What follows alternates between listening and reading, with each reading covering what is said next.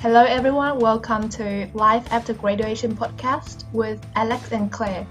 And today we bring about a very special host and a startup enthusiast, right? Ocean John. Yeah, thanks. Thanks for having me here. To talk to you guys. So my name is Ocean. I graduated last year from UQ, based in Queensland, and I'm now the program coordinator at Patera. So it's a tech company connecting students, global learners with the world of work.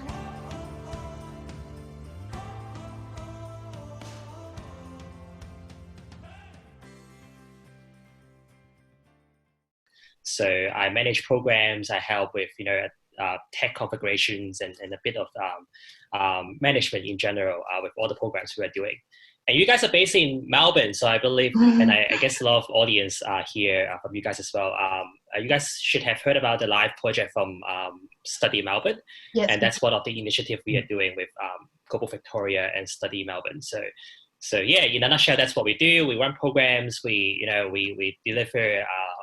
We build technology, educational technology, and deliver experiential learning programs to students, university students, school people from schools, or from different institutions.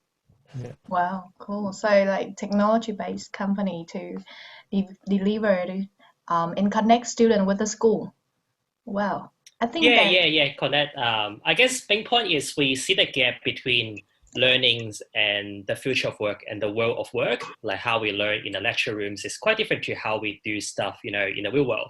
So that's why we really encourage experiential learning. So we learn by experience and we learn by reflection. We learn by doing and reflecting.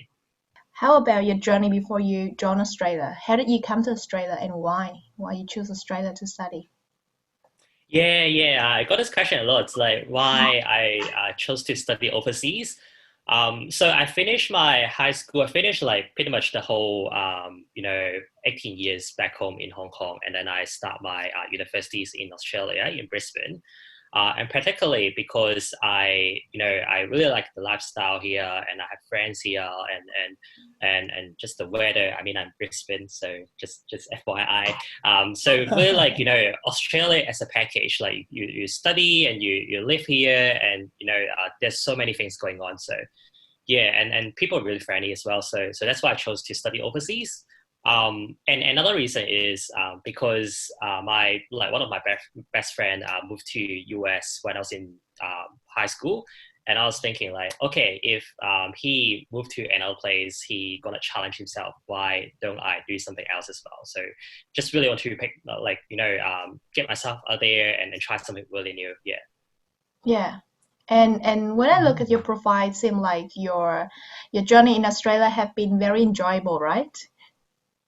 Yeah, I guess I'm really lucky, and I'm really thankful to have all the people and all the mentors and all the opportunities, surrounding me. So I started with foundation because my English was like I wasn't using English at all back home. So I started with like a couple months of foundation courses, and then started uni. And while when I was in doing like the foundation courses, I was like with the student council, so I was like volunteering my time and build up my confidence and meet really good connections there. And then I became the ambassadors for Study Brisbane, so quite similar to Study Melbourne, in a way that we have a lot of ambassador programs and initiative. And then I work with through that I started my full time job with an NGO, Multicultural Australia. So I work with students, I work with refugees, and work with different people. And then I was thinking, oh, why not I do more? So I was thinking to work in the startup space, so in the entrepreneurship space. So later on, I was working with an accelerator program in my universities, and that's really cool people, like mentors and people really passionate about technologies and changing the world.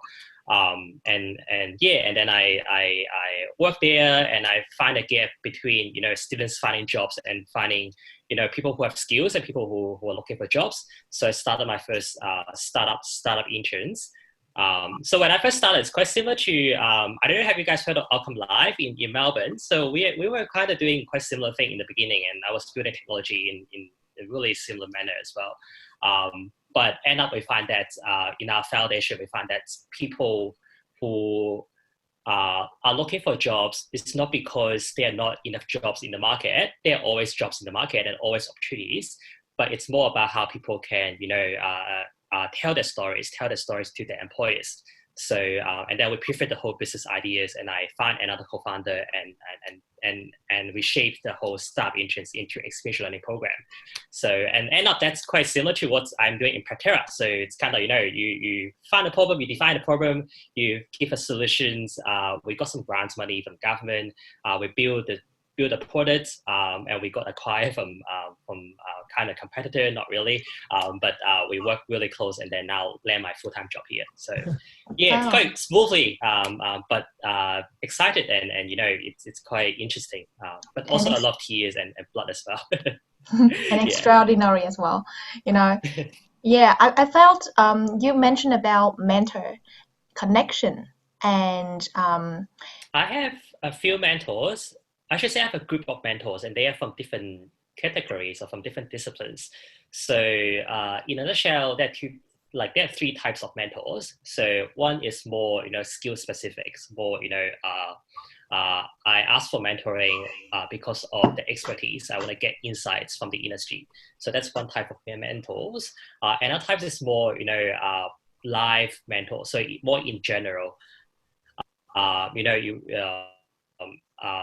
just kind of like the transitioning from a student to a graduate, like those FIs are more from those kind of like live mentors. And then the final one, it's more like a coach rather than a mentors, but they are those people who keep push you do things. Yeah. So keep questioning you, and keep motivate you, but also being critical and respectful as well. So there are three types of mentors. And the first mentor I got, I was part of a mentoring program from my universities, but I didn't met him through there. I was part of that mentoring program, and then my mentors from the mentoring program introduced that mentor to me. So end up just like, connections and connection. And then, you build the momentum, and you meet small people when you go to events, or when you, go to conferences, and you meet really like cool people, incredible people, and you build a relationship, you build rapport, and then ask for mentoring. And those relationships last lifelong. So yeah. It is, right. Like time investment and networking and social connection, right? So same with Alex. He's got a lot of connection. Yeah, a great connection. I think what I'm hearing from Ocean is it's that drive and motivation that I see you have. Very determined to getting to one goal to another, and I think that really differentiates you between other students and graduates, and that really drives you to, I think, get that help that you want. I think that's what the drive means, getting the help, and then building those connections as you go away. And I think Claire mentioned this in our last few episodes with Huang, where he talked about those drive and that motivation to get it. It really shows that every single person has a different story. Every single person has a different determination and drive, and I think you're one of them. You've got that. Yeah. Thanks. Yeah, and I mean, like, determination it's not coming from nowhere. It's you need to keep trying things and keep pushing yourself to get that.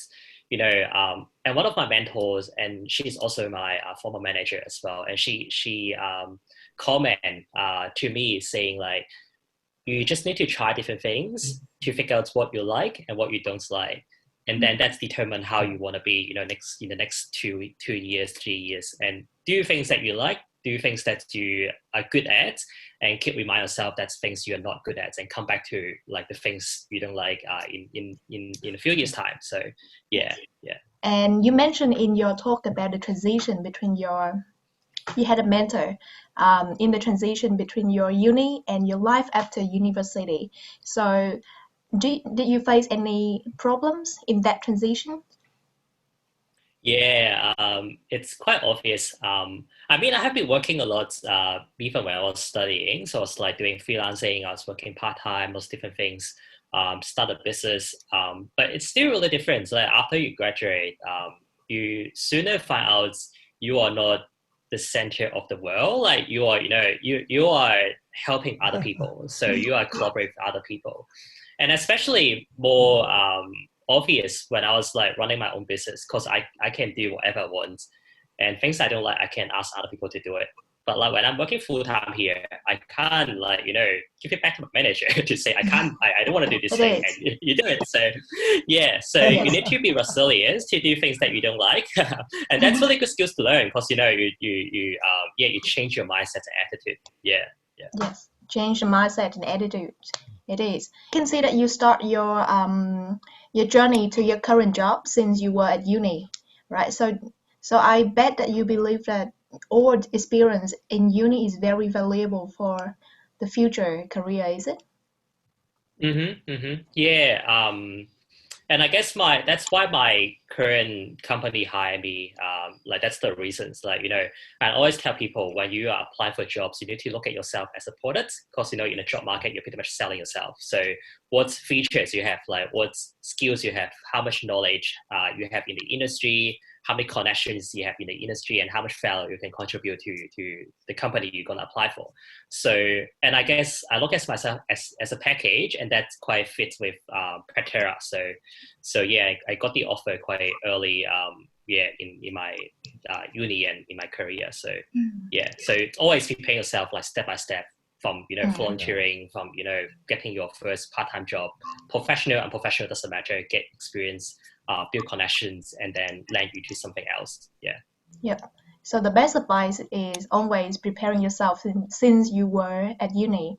So do you have any advice for students who missed that?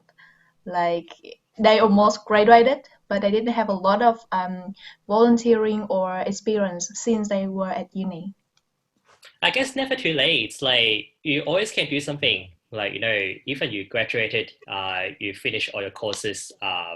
It means you have plenty of time, and you can do a lot of volunteering. You can do a lot of online courses. You can even start a business, start doing freelancing, register ABN, and go into different freelancing platforms to get those experience.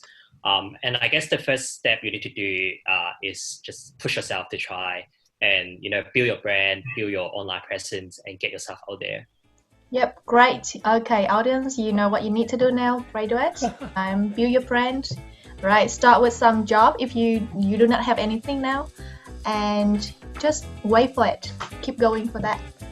All right, thank you. What's that advice? Yeah, it's the best advice for students.